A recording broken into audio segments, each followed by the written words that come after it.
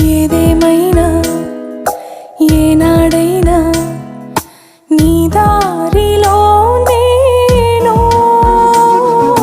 నీవే నాకు ఆప్తుడైనా నిన్నాశ్రయించాను.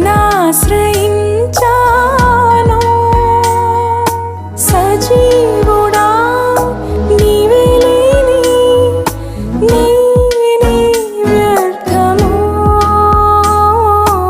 ఏదేమైనా ఏనాడైనా నీ దారిలో నేను,